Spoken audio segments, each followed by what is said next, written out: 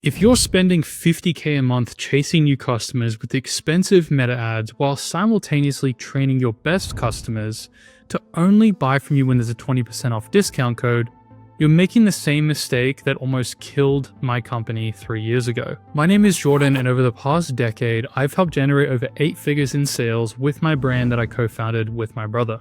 I remember when we hit around 200K a month with our brand and then nearly went bankrupt because we became addicted to the discount drug.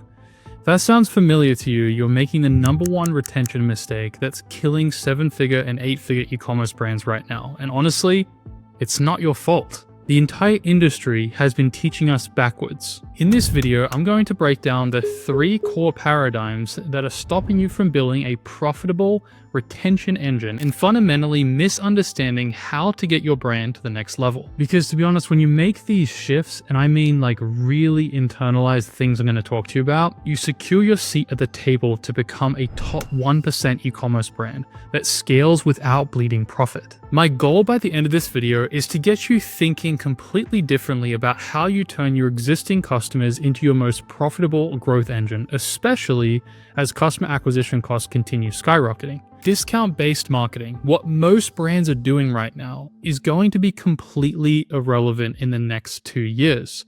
Because the truth is that when you discount your brand, in the eyes of your customer, they now know that you can discount your products and therefore not justify the full price. So let's dive in and look at our first paradigm. So the first paradigm that's killing brands right now is the belief that sending out mass discount codes and promotional emails is how you drive repeat purchases and scale your business. Let me tell you what this actually does. It trains your customers to become coupon hunters instead of being loyal to your brand and what you represent.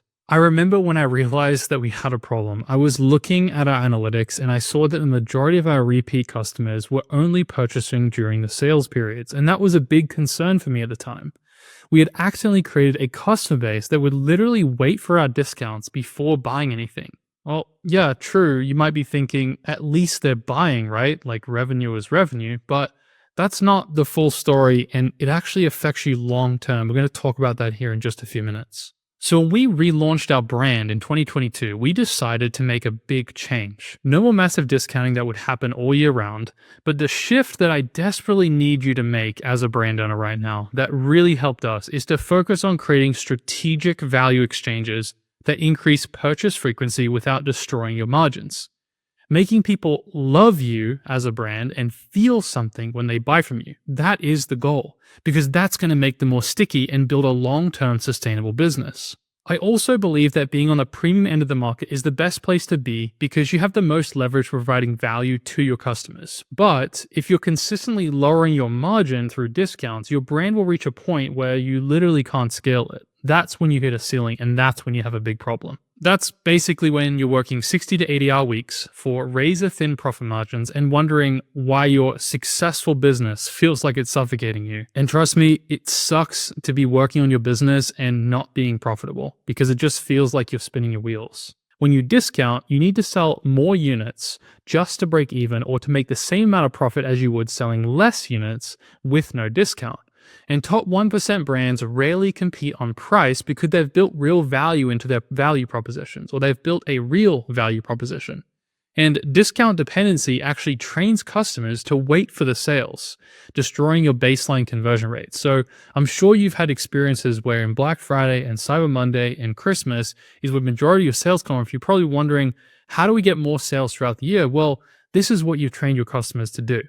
But let's dive into paradigm 2 to help give you some more clarity. The second paradigm that's keeping you stuck is you might be thinking to yourself, well, if I have a loyalty program right now, then that's going to help with our retention, and that's good enough, right? With our email sequences, our SMS, and our loyalty program, we can kind of just set it and forget it. But here's what I learned the hard way was that the loyalty programs really fail because brands treat them like they're organized discount machines instead of understanding the psychology that makes customers want to engage long-term with the brand. If you aren't spending enough time looking at your customer journey, you miss out on incredible opportunities to build more value into your loyalty program that isn't built on discounts, which ultimately is something that we want to get away from, right?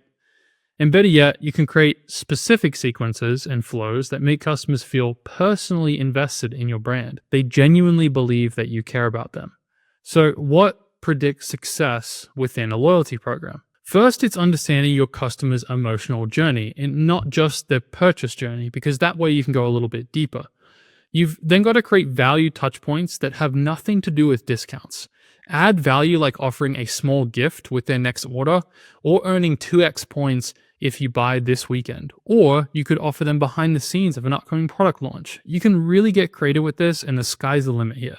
It's really important to build a personal connection through the data that you already have about their preferences and use that in your marketing for your post-purchase. One other note on this is there is certain customer psychology that most brands completely ignore. The top 3 things are, first, people want to feel special and they don't want to just save money. So what can you do to make your customer feel special?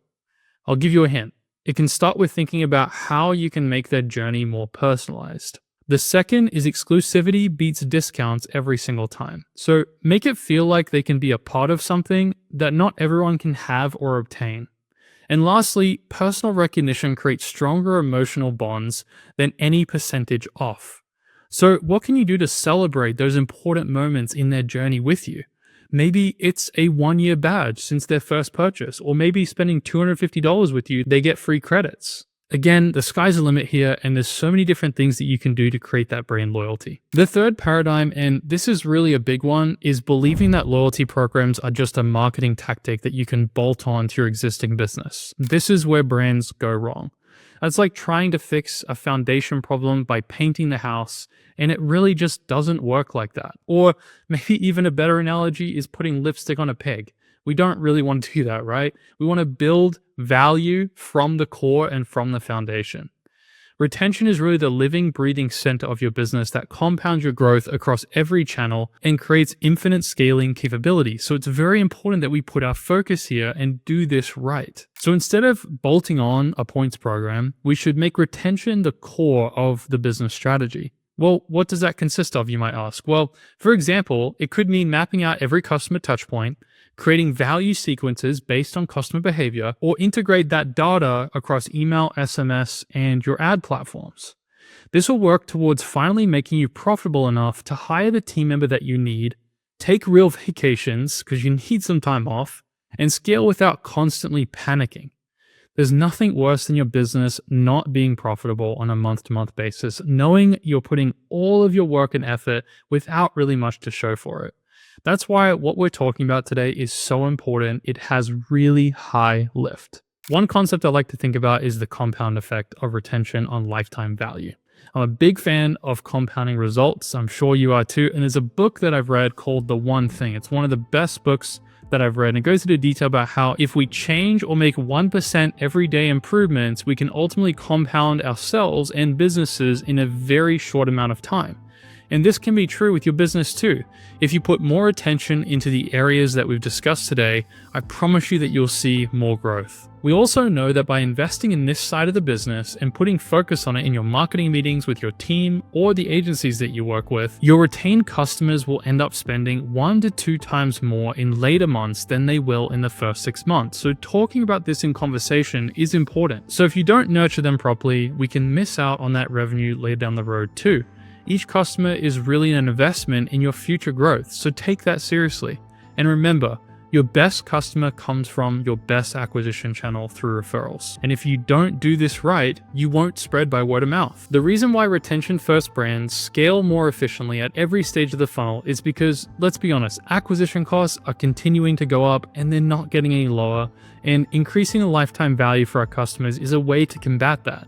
It also creates more predictable revenue streams that allow for strategic planning and will turn you into a word-of-mouth brand that compounds organically, and there's nothing more valuable than that. That's really the secret to growth as a brand, and that's exactly what we did. Building a real retention engine doesn't need to be perfect. It's more to do with you understanding that you are sitting on a gold mine. Your existing customers are where you can make a lot of the money.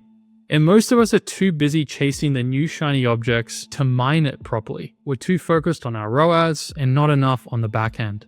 The difference between brands that scale sustainably and brands that burn out is how intentionally they've built systems that make their best customers want to stick around and spend more. If you're ready to stop treating loyalty like a discount engine and start building a real profitable engine, I want you to start your free Smile trial right now. This is going to be the best thing for you to help you to gain momentum in your business and build what we're talking about here, which is real value for your customers. Now, first, you'll get proven templates that create strategic value without destroying the margins that you have, and you don't have to worry about depending on discounts anymore. This will take some time, but it will happen. And with Smile, you're getting true business infrastructure with enterprise integrations that compound growth across every channel, and it's not just going to be a marketing band-aid for you. You can start your free trial with 200 orders per month included and access to templates that are being used by 100,000 successful loyalty programs. The link is in the description, and you can check out the amazing reviews that are there, one of the top Shopify apps on the platform for loyalty programs and building retention the right way.